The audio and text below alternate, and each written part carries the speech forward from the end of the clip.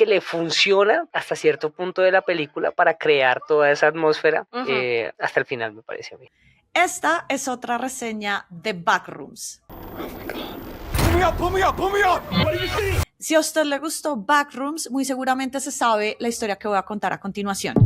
A los 16 años, Kane Parsons creó el primero de muchos videos que él basó en una creepypasta que encontró en internet que hablaba de una oficina desocupada y tiene una premisa inquietante, que estas oficinas son espacios paralelos a nuestra realidad que toman fotografías de la presencia de las personas y si uno entra en ellos, más tiempo el espacio toma la esencia de las personas para generar una realidad paralela. La serie en YouTube se volvió tan famosa que en internet hay foros y hay muchos debates y toda una línea temporal creada por gente común sobre qué son los backrooms y qué significan. Todo ese éxito que yo francamente desconocía se lo pilló A24 y a los 20 años Kane Parsons dirigió su primera película de Hollywood. All these rooms. This place builds them. Así que Backrooms termina siendo muy importante por dos razones paralelas. La primera razón es que es una película cuya idea nace de un imaginario colectivo creado en internet por cientos de desconocidos y que Parsons desarrolló con muchísimo éxito, dejando obsoleta un poco esta idea de que los pelados más jóvenes en internet solamente miran a Andrew Tate y porno. La segunda idea es que la trama de la película es lo suficientemente interesante para que nos preguntemos qué tan cómodos estaríamos en un backroom. Si vamos a ser como el protagonista, que se llama Clark, que está tan cómodo en su lugar de confort de todo es culpa del resto, nada es mi culpa. It's beautiful. Que nos apropiamos de ese sitio. O vamos a ser como la coprotagonista, que es Mary, que es la terapeuta de Clark, que viene a decir: hey, pana, estás viviendo con tus propios monstruos, date cuenta. Todo esto resulta sensacional porque con Obsession, de la cual vamos a hablar en el próximo episodio, pues Hollywood se está dando cuenta que los fenómenos virales, cuando se toman en serio y no solamente como un fanservice, funcionan y funcionan muy bien. Así que hoy vamos a hablar de Backrooms y la salida que nos muestra en el negocio de ir al cine. Ahora esto es personal. This is personal. Esto es personal. Otro podcast de reseñas. Hola. ¿Qué pasa, Tati? Tatiana Duque, queridas y queridos oyentes, bienvenidas y bienvenidos a Esta Vez es Personal, otro podcast de reseñas. Hoy hablando de Backrooms, una historia que nace del internet, de una foto en 4chan. Increíble, ¿eh? Sí. Increíble. Sí, yo no tenía ni idea de la historia, pero vamos a hablar de la historia. ¿Cómo te pareció? ¿Te gustó? Me pareció chévere, me pareció interesante, creativa y pues creo que también habla de un producto que nace de cómo una generación se interactúa o cuál es la relación de una generación con la tecnología, ¿no? De acuerdo, de acuerdo. Sí. ¿Y esto ver Backrooms te interrumpió en algún momento tu consumo cultural que estás viendo en estos días? Estoy viendo, le estaba comentando por fuera de micrófonos que estoy viendo Loki porque después de ver, mire el fenómeno Spider-Man, ¿no? Que lo hablábamos, ¿no? Pues fue tan chévere que uno, pues como que ahí al final, bueno, ¿qué van a presentar en Doomsday? Bueno, pues... Bueno, porque ahí... también después de que vimos Spider-Man salió el tráiler de Doomsday. Exactamente. Y como el episodio lo retrasamos por todo lo que fue la tragedia, pues no habíamos podido hablar del tema. Pero sí, claro, bien interesante. Loki me ha gustado mucho, que es la que estoy viendo. Me terminé de ver Oppenheimer, que me la repetí. Te tomó 3 días ver Oppenheimer. Me tomó, digamos que 2 sentadas porque me puse a ver otras cosas. Estoy viendo La Casa de los Espíritus, Tatiana. ¿Estás viendo una novela? Estoy viendo una adaptación a la novela de Isabel Allende, que ha tenido también su adaptación gringa en película. En su momento creo que está protagonizada por Jeremy Irons y Meryl Streep, si no estoy mal. Y estoy viendo, ya empecé 100 años de soledad, que esa tenemos que hablarla acá, esa hablamos mucho que la estábamos esperando. Al final sí llegó en julio, pero no del 2025, sino del 26. Y ¿qué más estoy viendo? Y pues me estoy gozando cada episodio que me veo de Widow's Bay porque me la he visto así, espaciadita, de a poquito. Entonces, No, yo no en he eso visto ando. nada. No, yo no he visto nada de eso. ¿Qué ha visto? Nada, no, nada. No, Mm. mentira, sí. Me estoy viendo What If, que era Sí. como lo último que me faltaba para ver cosas De Marvel. de Marvel previo a Ajá. Doomsday, porque a mí me emocionó mucho el tráiler de Doomsday, entonces, y volvimos a estar ahí, en ese lugar de 2019, ahí otra vez. Sí, Entonces, es verdad, es verdad. estamos en la previa, en una larga Cumplió- previa. Cumplió su cometido el avance. Exacto. Pero no vamos a hablar de eso hoy, No. sí vamos a hablar de... Pero vamos a hablar de Backrooms. Sí, Así señora. que, ¿de qué va la película, Diego? A lo que yo vine fue a esto. De esto va la reseña de hoy. Bueno, Backrooms es es una película en donde una extraña puerta aparece en el sótano de una tienda de muebles. Cuando el paciente de una terapeuta desaparece en una dimensión más allá de la realidad, ella, la terapeuta, deberá adentrarse en lo desconocido para intentar rescatarlo. Es la adaptación de un cortometraje del propio creador de la historia, Kane Parsons. Está protagonizada por Chiwetel Ejiofor, que él hace de Clark, él es nuestro protagonista, y Ajá. él es el protagonista de 12 años de esclavitud, creo que fue Sí. el papel más famoso que ha tenido hasta ahora, porque pues seguramente mucha gente que no vio 12 años de esclavitud, pues va a empezar a verlo por esta película, y por Renata Reinsve, que hace de Mary, es la terapeuta de Clark, y a ella pues la vimos apenas este año o el año pasado, sí, fueron Sí. a ver el estreno de Sentimental Value. Y eso fue una de las cosas que me llamó de la atención de la película, y es que había gente muy dura apostándole a la película, ¿no? O sea, hay un Sí. cast Sí. importante. Pues el cast, pero también los productores. Está Claro, James ¿no? Wan, Mm. está Michael Clear, está Sean Levy, que es, James Wan fue el creador de toda la saga de Saw, de Sí. Juegos Macabros, creo que es la traducción aquí al español, y Sean Levy, que lo hemos visto porque dirigió la última de Deadpool, la de Deadpool y Wolverine, pero también estuvo muy metido en Stranger Things. Entonces es gente que también como que le apuesta a unos formatos diferentes, ¿no? De acuerdo. Vamos a hablar del paralelismo de eso a continuación con las preguntas, pero ¿quieres que arranquemos de una vez? Hágale, de una. To be or not to be. Las preguntas. Estoy listo. Perfecto. ¿Cómo sabías que existía Backrooms como película? O sea, ¿tú sabías algo de la creepypasta de los Backrooms? ¿Habías visto algo de YouTube o algo así? Pues yo empecé a atar cabos fue después de ver la película, de que había contenido que yo sí había consumido de eso, pero que no necesariamente yo me empecé a meternos en foros como 4chan y que al final están como muy permeados por el tema de conspiraciones, a pesar de que son temas que a mí me parecen, o sea, es rico como de leer, ¿no? De como imaginarse todos esos, y qué tal si hubieran, y qué tal si no sé qué, y si sé más, pues eso es bacano. Pero realmente yo entendí lo que era un, ¿cómo es? Creepypaste, ¿es que se llama? Creepypasta, Creepypasta.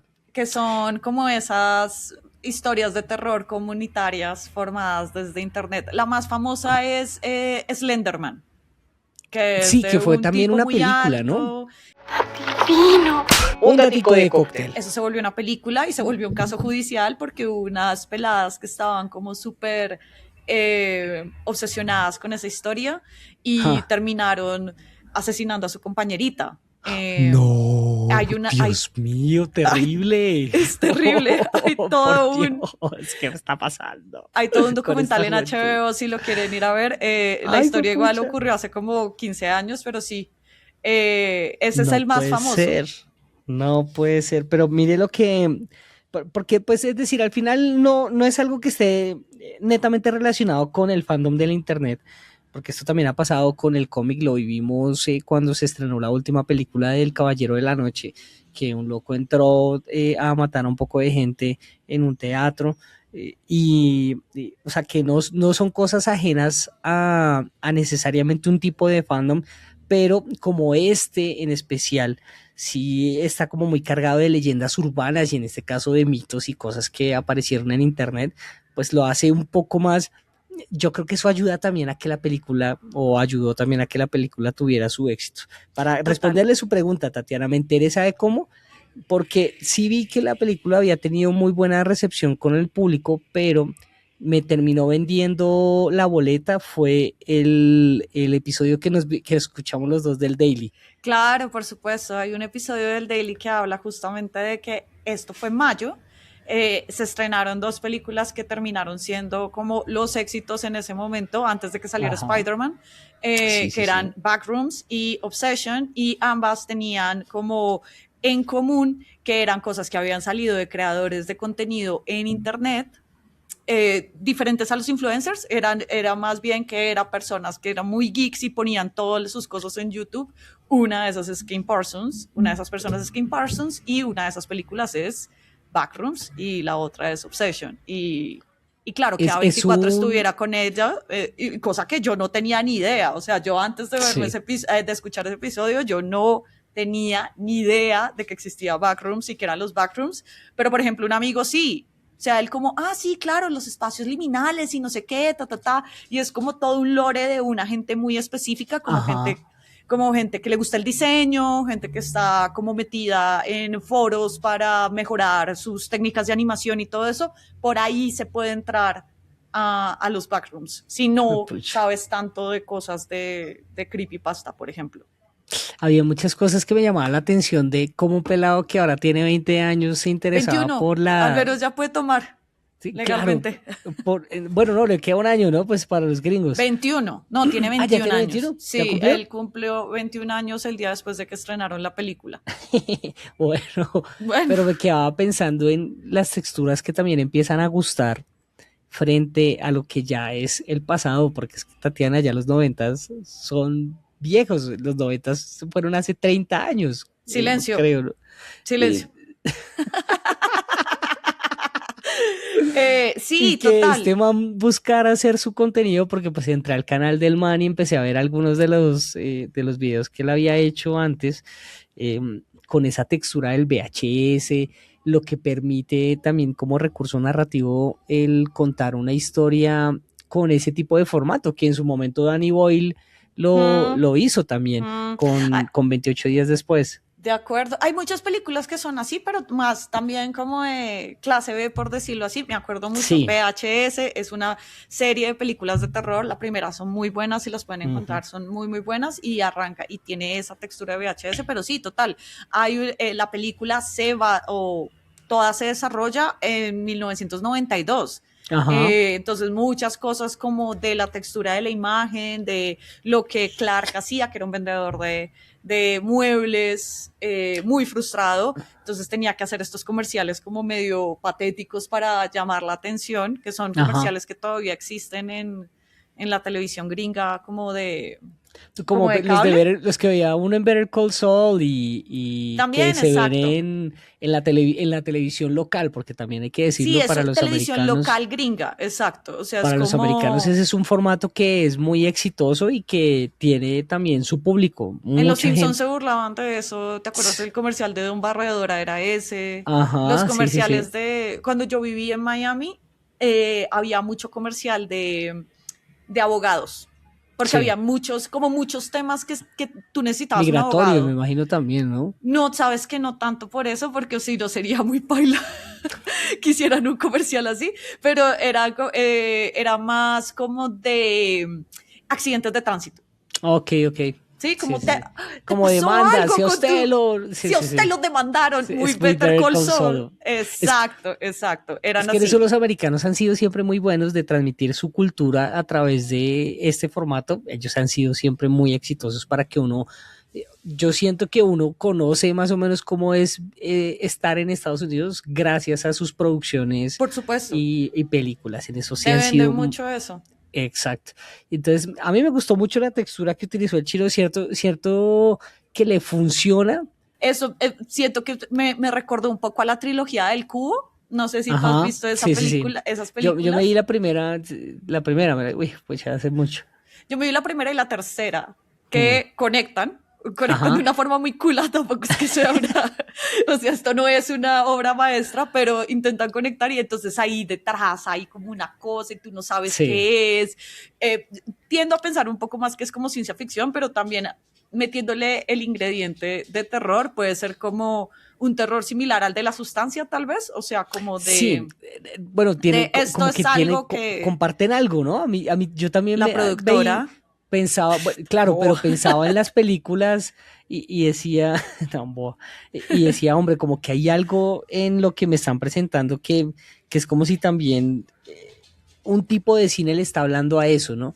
Como esa sensación de que no sé qué es real, no sé qué es ficción, no sé qué me lo estoy inventando o lo estoy inventando en mi cabeza o esa de variación también de los sentidos que al final yo para este caso yo hacía la asociación y decía, bueno, es una generación que ya está sintiendo ciertas repercusiones de haber sido criada en una pantalla o con una pantalla siempre, de ser De nativos acuerdo. digitales, que les cuesta poder entender. Yo ayer lo hablaba con mi chica y le decía a ella, es como si también fuera una especie de ramificación de la posverdad. Si la posverdad es el punto uno, esto sería como el A de ese punto uno, no sé. Como Porque, tu opinión. claro, y como no puedo tener claridad frente a lo que para mí es verdad y que no lo podamos unificar entre los dos. A mí la película yo empecé a volar con muchas cosas de la película también. Que creo que también se ve mucho con las historias de los personajes y eso te quería preguntar a continuación y era, pues digamos, nuestro personaje principal es Clark, que es una, sabemos por lo que él le Arquitecto. cuenta a su terapeuta que es un arquitecto. Y él empieza a ir a terapia después de terminar con su esposa o de romper de cierto modo la relación. El man está desesperado por ser exitoso. Hay hace estos comerciales que realmente le salen muy mal con vestido de pirata o algo así. Ajá. Y cuando lo vemos en el backroom, él descubre el backroom, empieza a explorarlo y cuando vemos, él está muchísimo más cómodo en el backroom que cualquier otra persona. Él se queda mucho tiempo, no sabemos cuánto tiempo, tal vez pueden ser unos días hasta que su terapeuta se da cuenta que el tipo ya no está.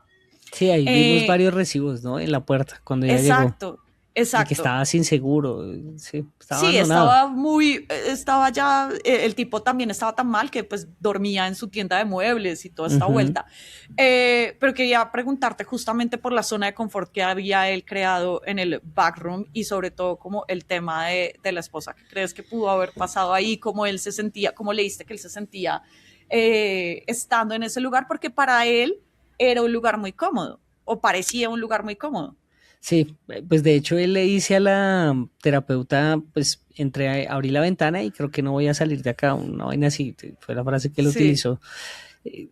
Pues creo que algo de tranquilidad le dio el tema de aceptación, porque al final lo bacano de haberla visto sin entender el mundo del backroom, porque me parece que puede ser una interpretación muy personal para cada uno de los creadores que han hecho Backrooms en su momento, ¿sí?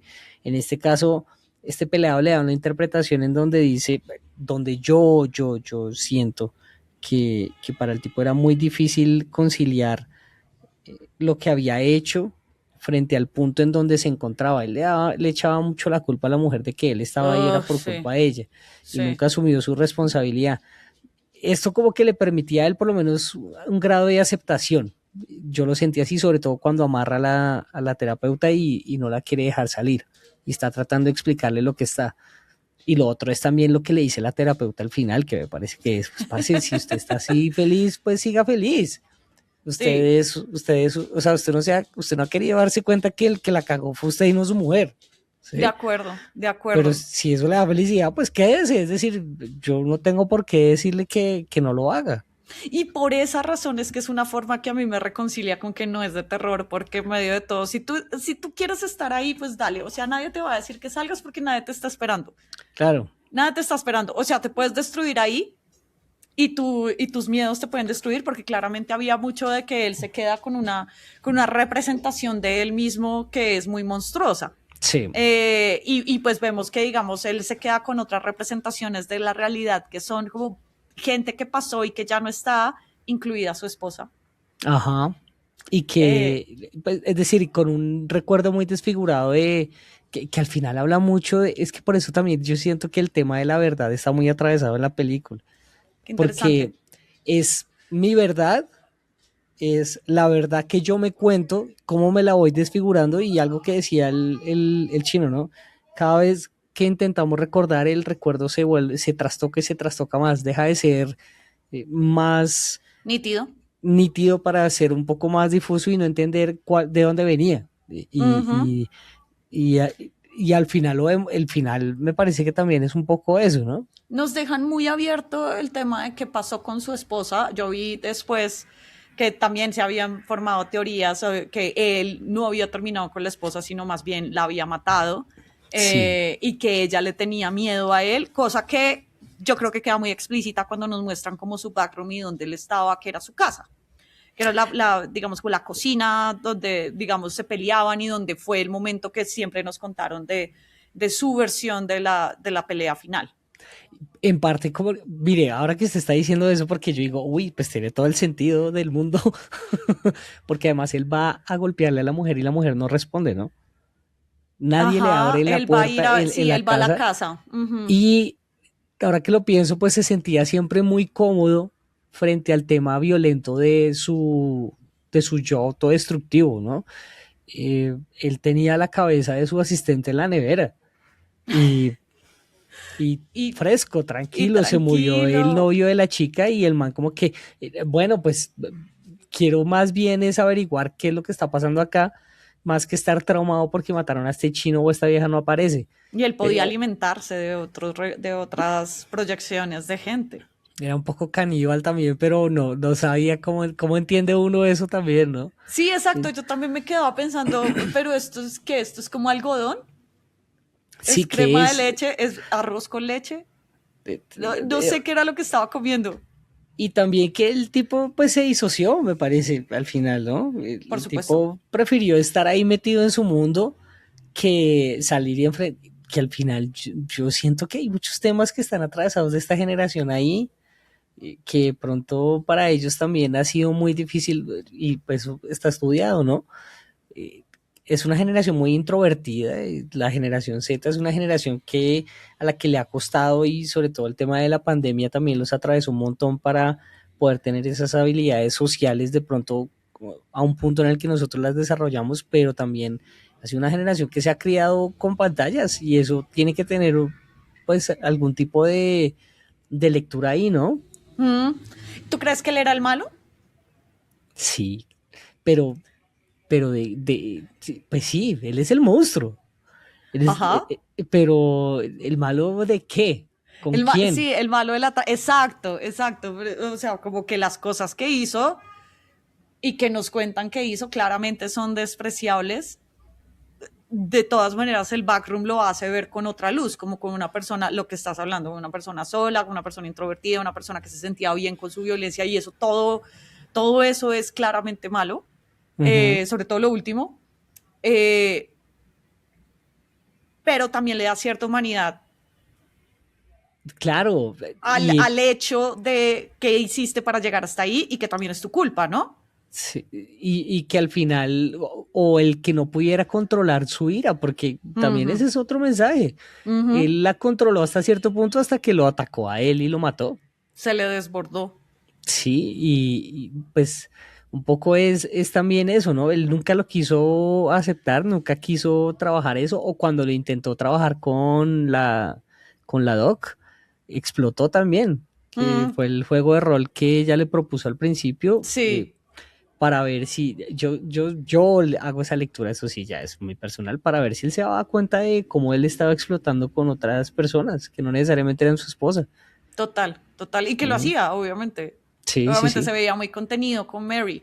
Y sobre Mary, lo que conocemos es que ella, pues vemos muchos flashbacks de su vida. Era una vieja también que pues estaba muy sola, que también tenía unos comerciales como Ajá. medio patéticos, pero bueno, de autoayuda. Muy, muy como como el curso de inglés que uno le vendían en los 90, ¿se Del acuerda? Instituto Meyer. Sí, sí, sí, claro. Exacto.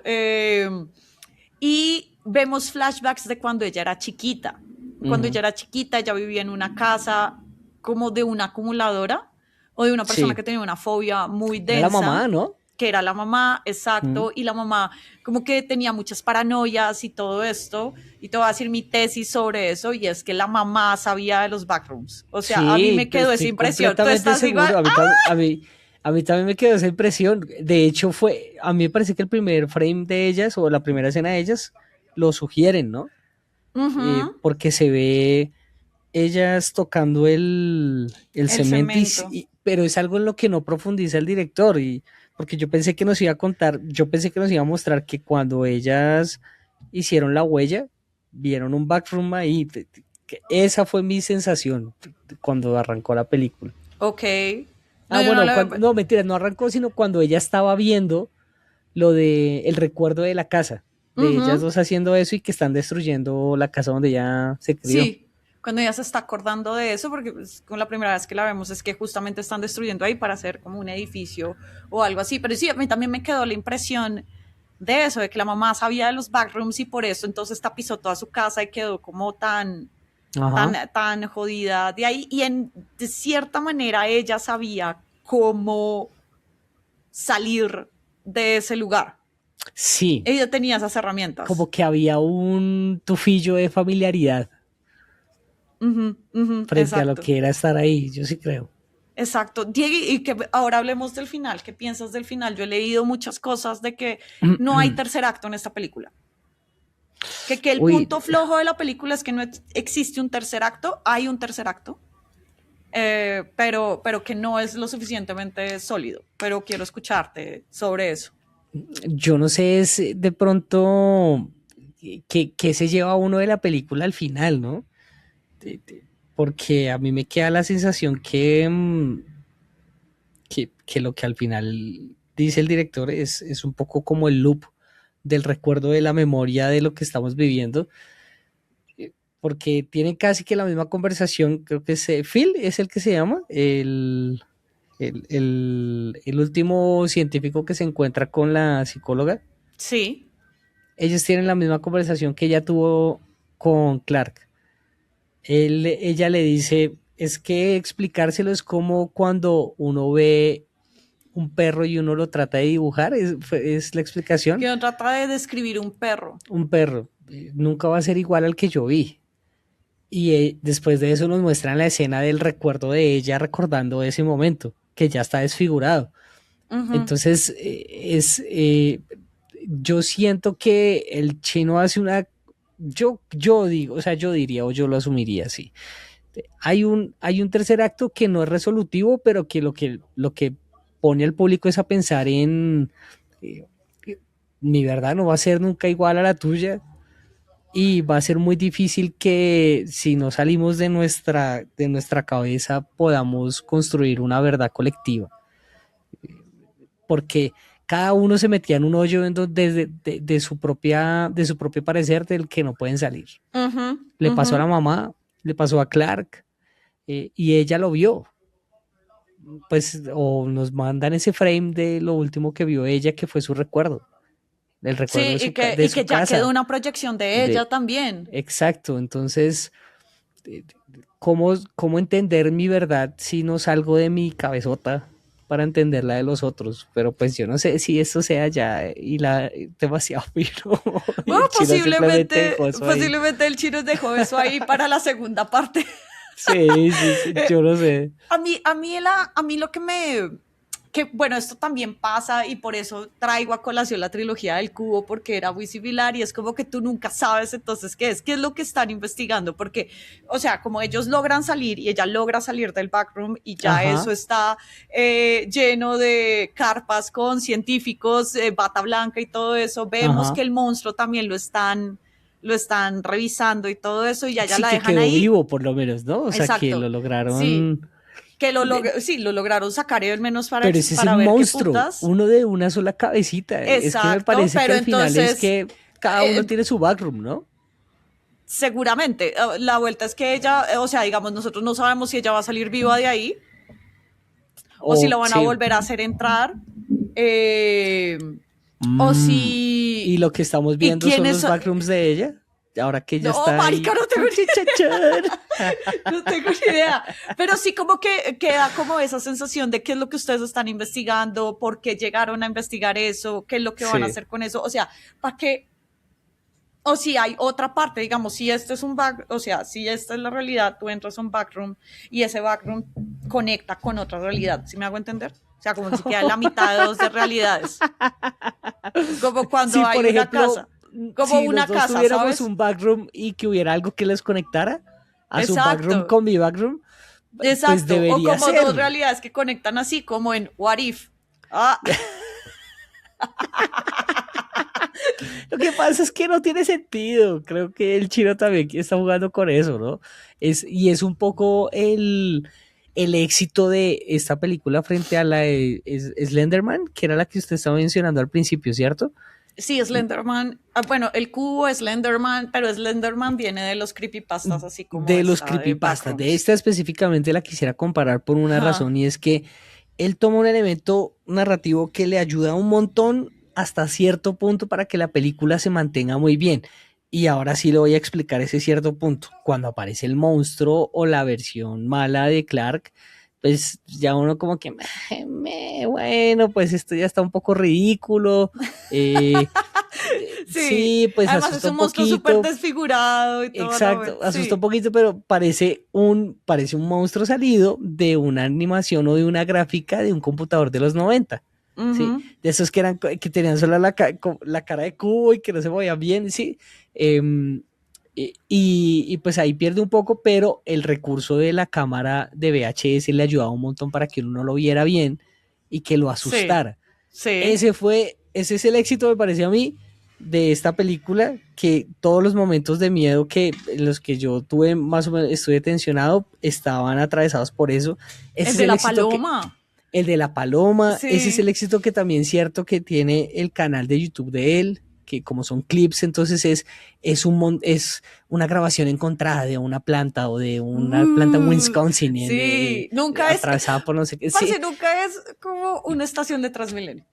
O como sea, lo que en nunca su es un momento, lugar normal, o sea, usual, recorrido, o sea, como mira lo que pasó en hora pico en Transmilenio, te dejará sorprendido. No, nunca, y suele es ser un un robo, recurso pero que ha ayudado mucho a las películas como La Bruja de Blair, claro como que la de sí. Actividad Paranormal, y que asustan como asusta ver un atraco en un video viral de redes sociales. Es que me parece que de ahí radica como el buen gancho del manejo del recurso, ¿no? Eh, Mm, Todos hemos visto en algún momento dado un video que nos cruza una red social en donde no lo han filtrado y se ve como una persona se salva de un salto del hijo de madre, o cómo se mata, o cómo atracan a X persona, o los videos que vimos del terremoto. Es decir, esas cosas hacen que se sienta más cercano, que uno se pueda identificar de pronto con lo que está viviendo, y creo que por ahí está el éxito que tuvieron ellos y que de pronto no pudieron traducir en su momento con Slenderman, que bueno, es que sí son, o sea, creo que son diferentes. Y Slenderman era como que aparecía en un bosque y no sé qué, y pero es las otro grabaciones, público. las fotos o Las fotos, grabaciones que había unas habían fotos. virales eran como muy de esa grabación movida, Como el las celular con grabaciones de mala los calidad. ovnis. Es como Exacto, lo sí, sí, trato sí. de poner más Ajá. así, porque, Sí, sí, bueno, sí. y además porque esta es una historia un poco más sólida. Creo que Slenderman no le pusieron tanto interés, pero ahí viene Sí. mi siguiente pregunta, porque es como el marco de todo esto, y es que la gente Ajá. volvió a cine. Ajá. En un año en donde pues como que más allá de los grandes estrenos que podrían no ser tan buenos, porque ya había pasó creo que con Supergirl y como con estas películas que no es, o sea, como que La aparecieron, de pero no, He-Man, ¿no? la de Master of the He-Man, Universe. sí, que igual no es tan mala. El O sea, si se Mandalorian le fue quieren muy dar, mal. si se quieren ver en serio, o sea, He-Man no se toma en serio, entonces no se la tomen en serio. Ahora, yo no le hubiera gastado plata para ir a ver He-Man en cine. La del Mandalorian, por ejemplo, yo apenas salió, dije como, yo la veo cuando llegue a Disney. O sea, tampoco Pues me es voy que a, yo no me he no me terminado interesa todavía la tanto. serie, por ejemplo. Yo Exacto, tampoco. sí, yo me esperaría a Disney. Yo tampoco me he terminado la serie, pero en este caso sí, la gente volvió al cine y volvió a cine, mmm, que, con una fórmula muy sencilla. O sea, esta es una película de $10 millones que en su primer fin de semana en el mundo logró 10 veces más. No tiene sustos excesivos, no hay pantallas verdes. Y sí, ¿cuál es como la conclusión que sacas, digamos, de esta temporada como de grandes estrenos de box office, en donde son películas de bajo presupuesto, que ya lo hemos venido viendo? O sea, ya hay películas, además de Obsession, obviamente, pero que vienen como haciendo ver algo que sí es muy necesario, y es como la gente tiene que tener ganas de ir a cine. O sea, tú no me puedes poner simplemente como 500 nombres y, de nuevo, porque lo viste en televisión, entonces vas a ir a pagarlo en cine, o no puedes ser el reboot de algo. Y además porque desafortunadamente mucho del cine que estamos viendo últimamente está muy amarrado, es como a eso, ¿no? Hace parte de una historia que ya hemos contado para ver si podemos amarrar la nostalgia de X generación. Hace parte de un universo que está metido en una plataforma de stream donde se cuenta X o Y series que nos van a formular y nos van a mandar el camino para poder ver ese momento canónico, probablemente, o tal vez ya no lo vamos a poder reproducir. Pues al final habla de que cuando le apuestas a historias creativas hay una recompensa, porque tanto esta como Obsession, que es la que vamos a hablar dentro de 8 días, son historias que nacen de, pues, lo que un autor quiere contarle a una audiencia, ¿no? Y el cine de terror sí se ha facilitado como un canal muy bueno para eso, para apostarle a historias nuevas. Totalmente. El otro día les voy a recomendar un análisis que hacía un cinematógrafo que yo veo en YouTube mucho, que se llama Thomas Flight, y él hacía ese análisis tal cual. Él decía, él lo profundiza mucho más que en cosas que yo siento que no estoy de acuerdo, que es que hay géneros que ya se han muerto o están perdidos en estos momentos, como el género de acción, o que hay géneros como el de los superhéroes que tienen como una especie de textura marcada, pero que no es necesariamente un género per se. Y él dice, el género de terror todavía se mantiene y además propone cosas creativas, es gracias a que, como es barato, pues permite poderle apostar a formatos y a historias creativas que de pronto no, si perdemos la plata, pues la pérdida no va a ser mucha. Entonces le apuestan a muchas cosas distintas y por eso él habla de que el terror ha tenido una vigencia mucho mayor de pronto a lo que pueden ser las historias de acción, que por una generación estuvo muy marcada por los rápidos y furiosos, y después llegaron los héroes de Marvel y de DC, entonces como que se perdieron las películas de acción tipo Duro de matar. Duro de matar, exacto, o el último Boy Scout, que son de Bruce Willis, ambas, o las películas de acción de Will Smith, o las de Arnold, o las de Stallone, que eran una película, no era una franquicia, era una sola película, ¿no? Y que yo siento que es un equilibrio muy fino. Sobre todo, por ejemplo, el terror hubo una época también, o sea, paralelo a este fenómeno de las películas de Marvel y todo eso, que pareciera como si fueran las únicas que hubiesen existido en los últimos 20 años, pero no. Ajá. Pero, por ejemplo, paralelas, no sé, como esta de El Conjuro y Actividad Paranormal, el gran éxito de Actividad Paranormal, que viene siendo, que fue también una película hecha con muy poquito presupuesto, la primera, pues terminaba haciendo que apostaba a contar una historia diferente, pero cuando tú lo vuelves franquicia, pues Actividad Paranormal al final era como, la última era como con unos espectros y unos brujos y no sé qué, y es como, ¿qué? A la que me parece que, pero mire, y se lo digo sin Actividad conocimiento Paranormal de causa. tenía toda, la otra que era el universo del Conjuro, entonces que Annabelle, y por allá salió una que fue lo peor de todo, que era la Llorona. No sé si se recuerda, que era con Linda Cardellini, y era como, ay no, o sea, esto no. Pero mire que es un poco también la apuesta a lo que es la apuesta que hace el cine independiente y el cine de terror. Y es ver cómo capitalizó sobre una para poder crear una franquicia. Y el negocio es rentable, o sea, yo entiendo eso, caras. pero el problema es cuando la fórmula se desgasta. Total, entonces, estamos de acuerdo.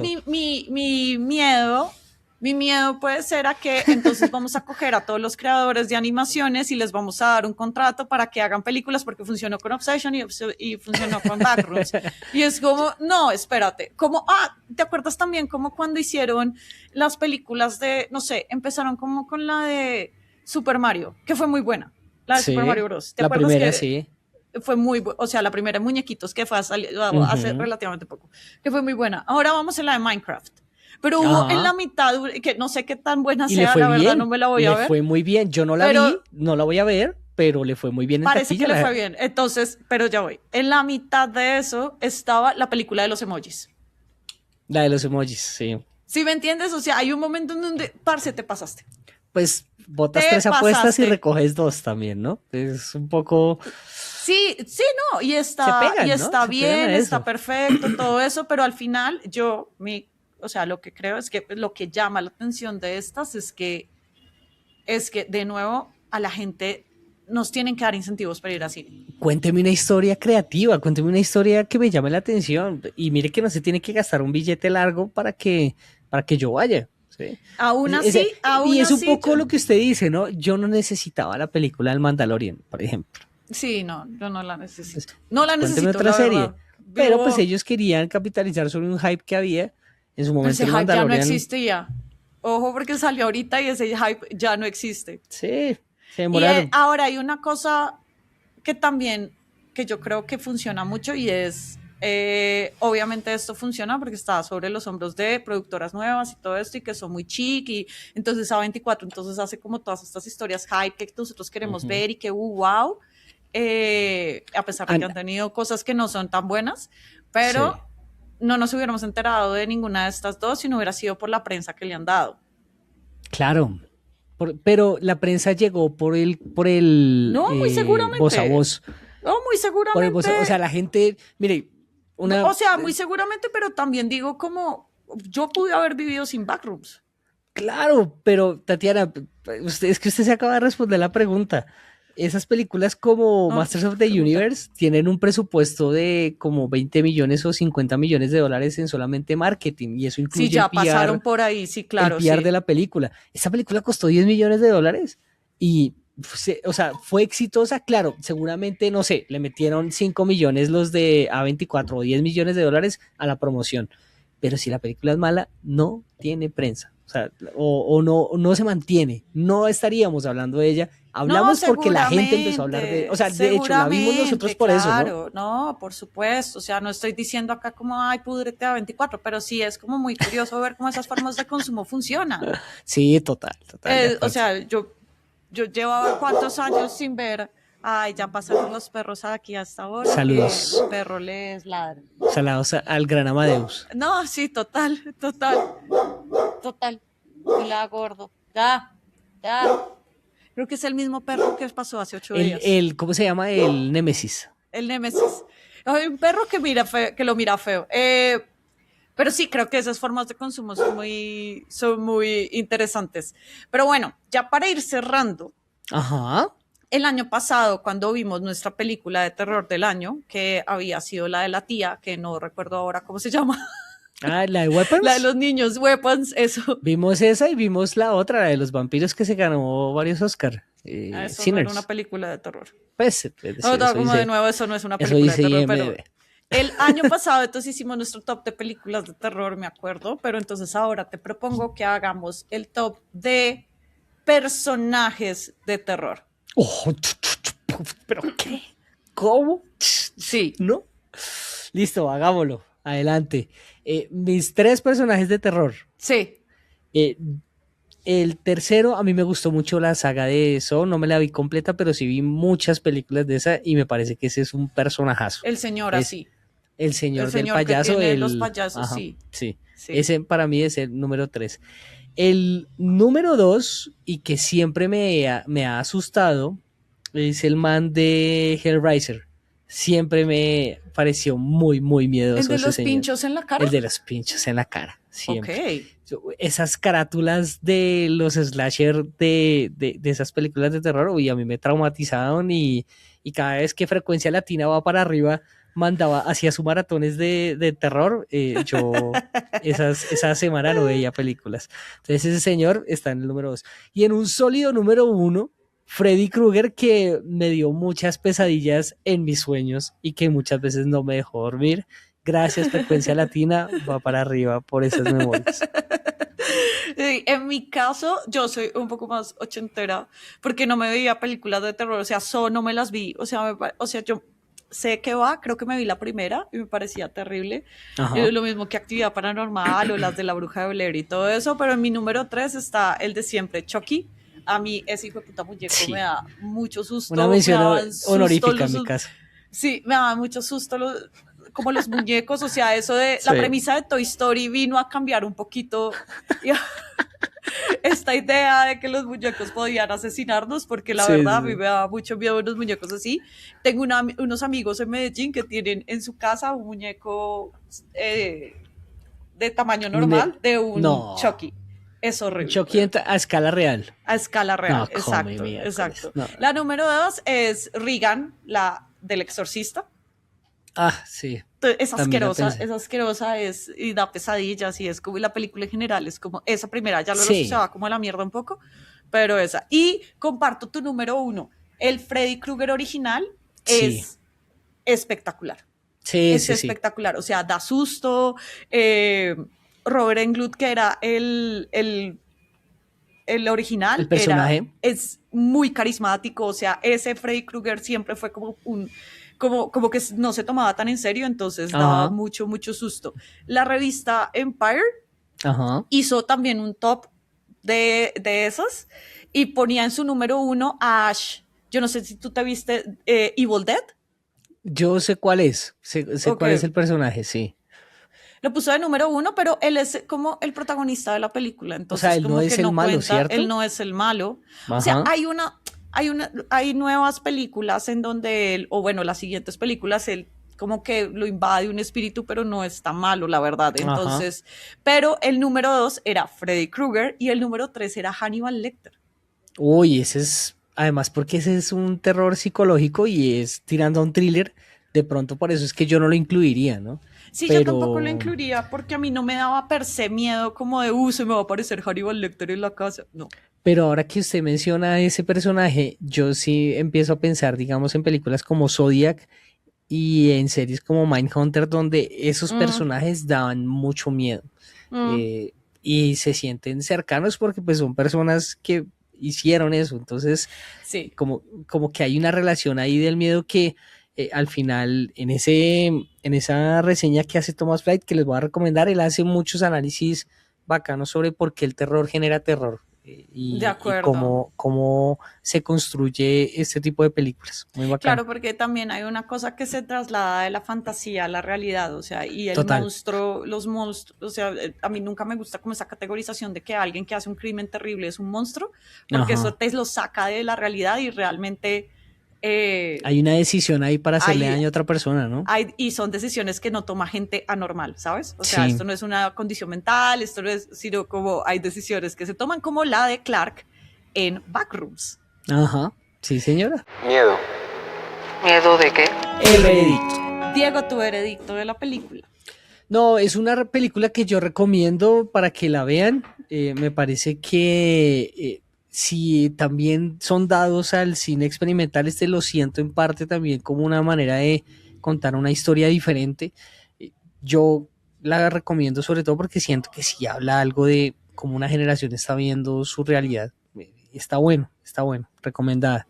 Súper recomendada, a mí también me gustó, es muy buena para cualquier hora que si están despachados la puedan ver. La verdad es entretenida, te pone a pensar y sí, pasa totalmente el test. Que nosotros igual tenemos una vara muy baja para ver películas, pero esta realmente es buena. No, pues, es decir, también a veces somos jodidos porque vea que Sinners no nos gustó. Le voy a dar dos daticos para finalizar, Tatiana, antes de despedirnos. Por favor. Y uno es el drama que ha habido alrededor de los reclamos de copyright con los creadores de Backrooms. Imagínense que apenas pasó julio, como que se estrenó la película. Muchos creadores y artistas de la comunidad Backrooms empezaron a decir que había reclamos de copyright atribuidos a A24 por obras que estuvieran inspiradas en los backrooms. Pues el tema es que como esto ha sido un concepto colectivo, es muy difícil de atribuir ese tipo de copyright. Entonces al final A24 muy diligentemente empezó a trabajar sobre el tema y les dijo, pues aclaró que ellos no querían tener ese tipo de reclamo de propiedad porque son a veces terceros los que terminan haciéndolo y que les bajan ese contenido a la gente. Y de daticos de cóctel le dejó unos 3, pues Parsons, que tenía 16 años cuando publicó su primer Backrooms, en 2022 lo contacta, me parece que la gente de A24 en 2023, ya cuando él tenía 17, y hay un video que es extensión de la película que dura 16 minutos y que fue publicado por él hace poquito en su canal de YouTube, que cuenta, me parece que da un poco de contexto del inicio de la película.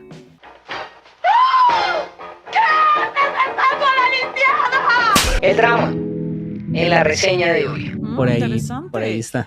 Había si lo una quieren cosita chequear. de drama que me acuerdo que había gente que decía que Parsons no había dirigido la película. Entonces varios actores tuvieron que salir a decir como Eso no es verdad. O sea, eso no es verdad, obvio sí. Yo creo que ahí debe haber también mucho celo, ¿no? Totalmente de acuerdo, debe haber mucho celo de que alguien pues, y también celo de, no solo gente de la misma edad, sobre todo gente de nuestra edad, por ejemplo, de, ay, pero a cualquier seguro. huevoncito ahora Un le dan y no sé qué. Ahora haciendo películas y yo no he hecho la... Sí, seguro. No he hecho seguro la que primera. Sí, qué vaina. Pero bueno, Bueno, así son las cosas. recomendada, eso sí, les dejamos recomendada la película. El veredicto creo que suyo también es aprobadísima, ¿no? Total, sí. Verla en un desparche funciona y también verla como plan funciona, claro que sí. Sí.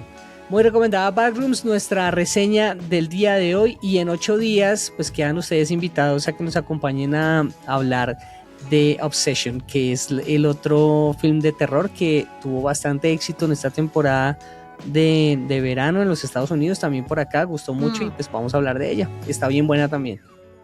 Tati, muchas gracias, hombre. No, gracias a ti, siempre un placer. Y a ustedes, si se quedaron hasta este momento, muchas gracias por acompañarnos. Nos vemos en 8 días para hablar de Obsession en Esta Vez Es Personal, otro podcast de reseñas. Chao pues. Chao.